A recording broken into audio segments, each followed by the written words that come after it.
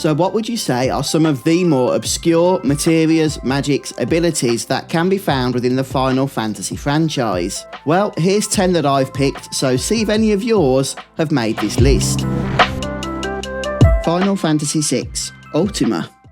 Ultima is one of those legendary Final Fantasy spells everyone knows about, but in Final Fantasy VI, most players never actually get their hands on it, and that's because the game makes unlocking Ultima a bit of a nightmare. First off, Terra is the only character who can learn it naturally, but not until she reaches level 99. Let's be honest, almost nobody grinds that far in this game. So for everyone else in the party, Ultima is locked behind either the Ragnarok Magicite or the Paladin Shield. It might sound simple, but it's not. When you first find Ragnarok, you actually have a choice. Take it as a sword or take it as an Esper. And if you pick the sword, that's it. You've just locked yourself out of Ultima for the rest of the game. Pretty brutal. And the Paladin Shield, well, that's even worse. You need to first uncurse the shield by battling with it equipped for a staggering 256 fights. Now that's not just tedious, it's the kind of grind that makes most players throw in the towel. So between a tight level cap requirement, a one-time choice that's easy to get wrong, and one of the most punishing grinds in Final Fantasy VI, it's no surprise that Ultima is one of the most missed spells in this game. Which is a shame because once you do finally get it, it's devastating. Huge non-elemental damage that can wipe out entire enemy groups with ease, confirming that Ultima really does live up to its name here as the ultimate reward for the ultimate grind.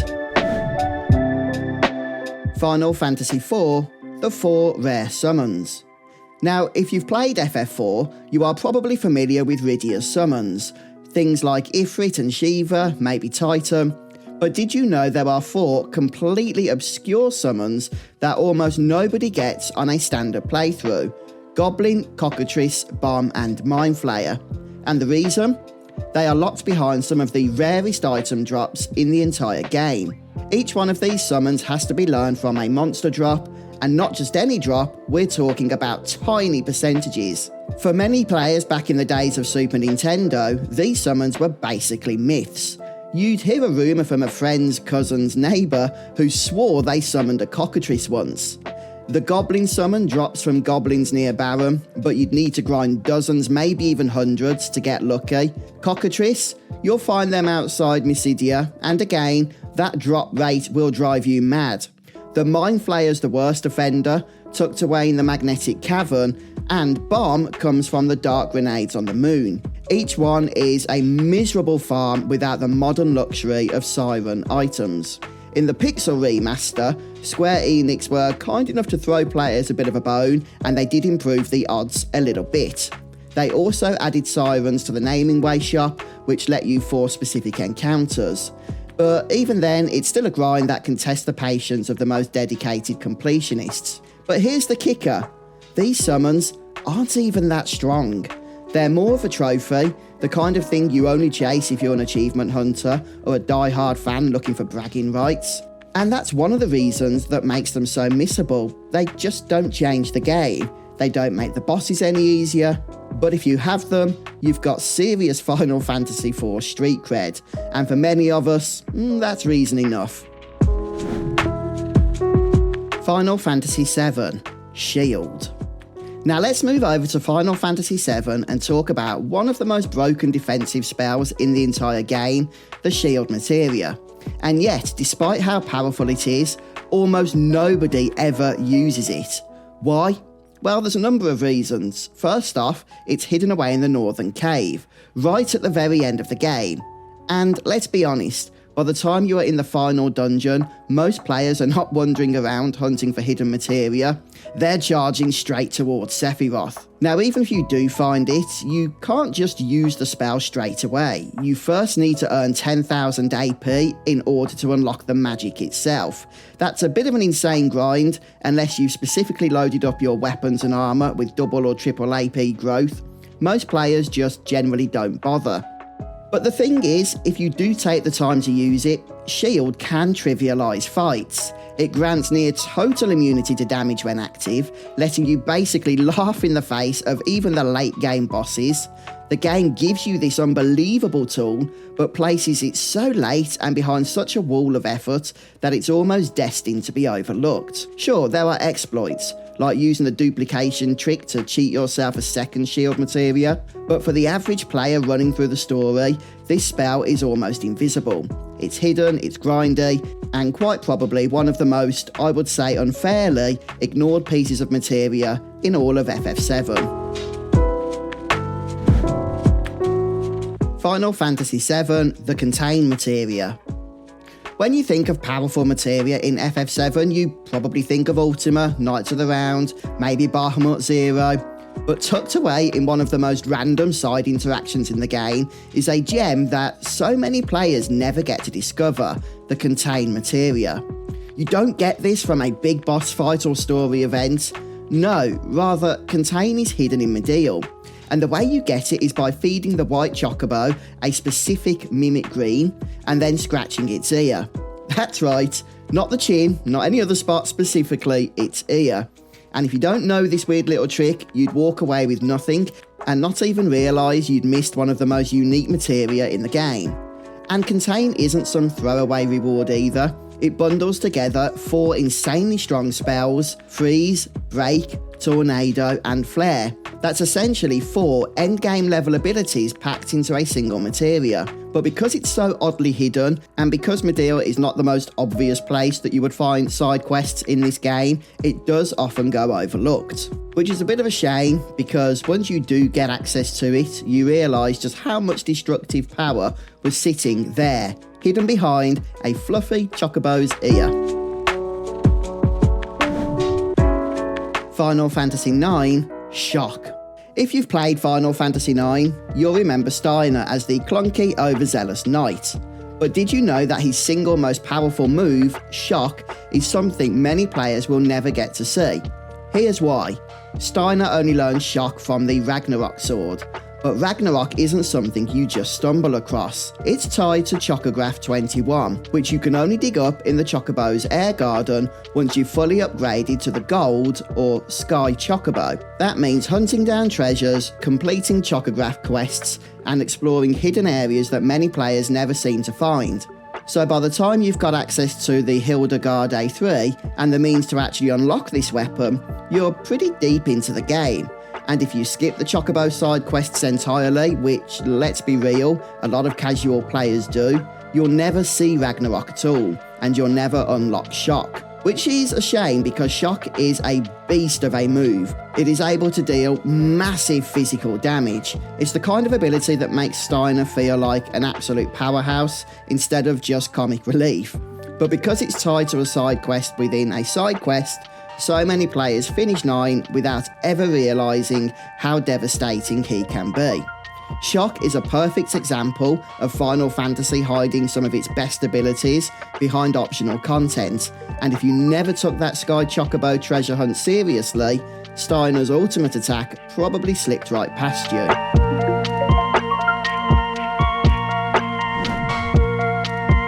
Final Fantasy VII, Alexander.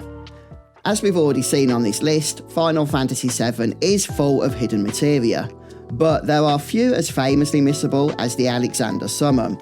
It's tucked away in the Great Glacier, one of the most confusing areas in the game, and the steps to actually unlock it are fairly specific to the point where most players will not even come close. So here's how it works. First, you need to find the hot spring event in the glacier and interact with it. The game doesn't really point you toward it, so unless you're deliberately exploring every snowy corner, you'll probably walk right past it. Then, after activating the spring, you need to find and defeat the optional Snow Woman enemy hiding in a cave. Only after doing both of these things will she give you the Alexander materia. And the reason this gets missed? The Great Glacier is a nightmare to navigate. You are constantly battling freezing mechanics, your party collapses if you stay out too long, and there's no clear direction guiding you to the hot spring or the Snow Woman's cave. Most players are just trying to get through the area alive and move on with the story. Hunting down this summon in that blizzard? Yeah, let's forget it. which is a shame because Alexander is a powerful holy element summon, one of the few in the entire series, but because it's hidden behind an optional event chain in one of the game's most frustrating dungeons, it's easily one of the most overlooked summons in Final Fantasy VII.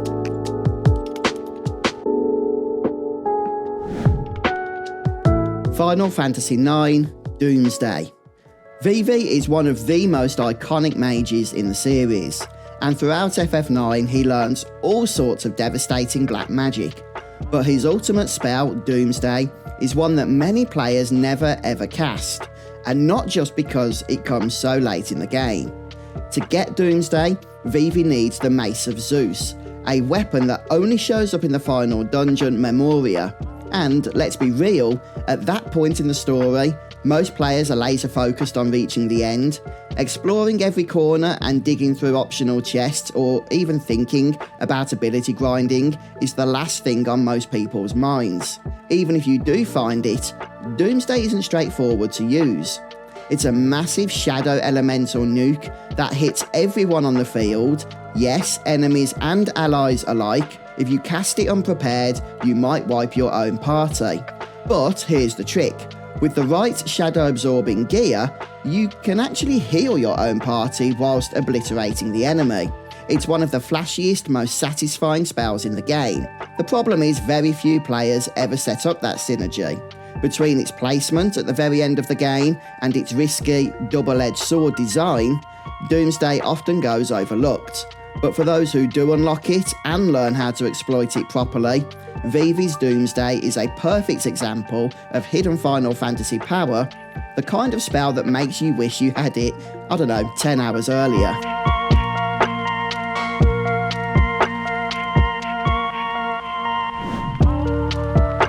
Final Fantasy X, the Magus Sisters.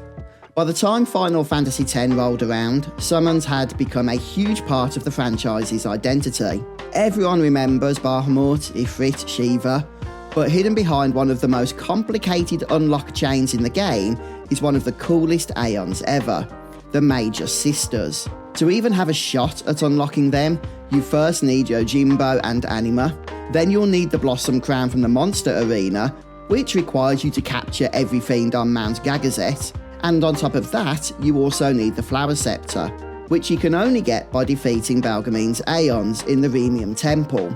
Only after checking all of those boxes can you finally open the door and recruit the Magus Sisters. But what a payoff! Instead of one single summon, you get three: Cindy, Sandy and Mindy, who fight together with unique abilities like their devastating Delta attack. They're flashy, they're powerful, and they feel unlike anything else in the game. But here's the thing, because the requirements are so layered, many players don't even bother to try.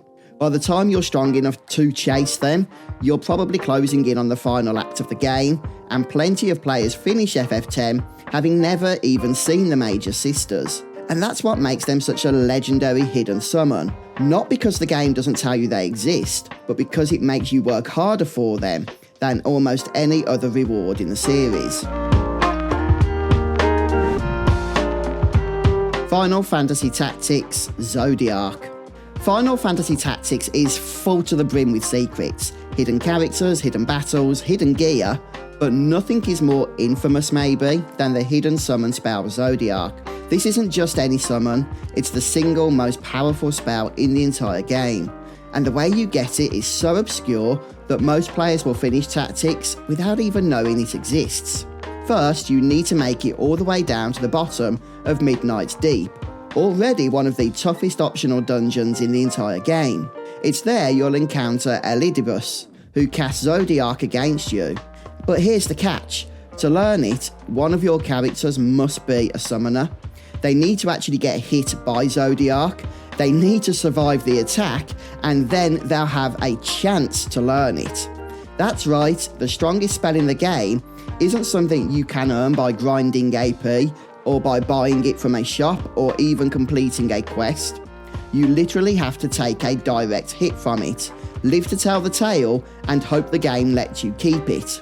Even then, only one character can learn it per casting, so if you want more than one Zodiac user, you're going to have to go through a difficult process in order to teach it to others. The result is one of the ultimate badge of honour spells in Final Fantasy history. Zodiac is devastating, but it's locked behind an obscure optional dungeon, a brutal encounter, and one of the strangest learning requirements in the series. For most players, it's a spell they've only heard about, a whispered legend of Final Fantasy tactics. Final Fantasy VIII, Apocalypse. And finally, let's talk about one of the most missable ultimate spells in the entire franchise, Apocalypse in FF8. Now, on the surface, you might be thinking it doesn't even exist. You can't refine it, you can't stock it from draw points, and no ordinary enemy ever lets you take it.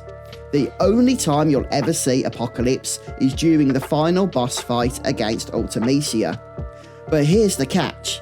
It's not drawn from her main body, you have to specifically target Ultimicia's lower half, which the game doesn't highlight by default. And you can't do this straight away either, you have to wait until the boss has drawn it herself. If you just hammer attacks on the main body, you'll never even know that it's there. And if you defeat that lower half before drawing, Apocalypse is gone forever. And because this is the final encounter of the game, you will never get the opportunity to junction Apocalypse to your stats, which is a shame because if you hack the game to do that, it's extraordinarily powerful. And that's what makes this spell so infamous. Apocalypse is one of the strongest in the game, rivaling Ultima for sheer destructive power, and yet it's hidden from the player in the final battle, tucked away in an optional body part, simply waiting to be missed. Most players will finish FF8 never even knowing it was there, and that's why Apocalypse is the perfect closer for our list today. It's a devastating spell that's literally right under your nose in the last fight, but unless you know to go looking for it, you will never find it. And that brings us to the end of my list. But are there any obscure magics, abilities, materias from the FF franchise that you think should have been included today? Well, share yours down in the comments below, and I'll see you next time.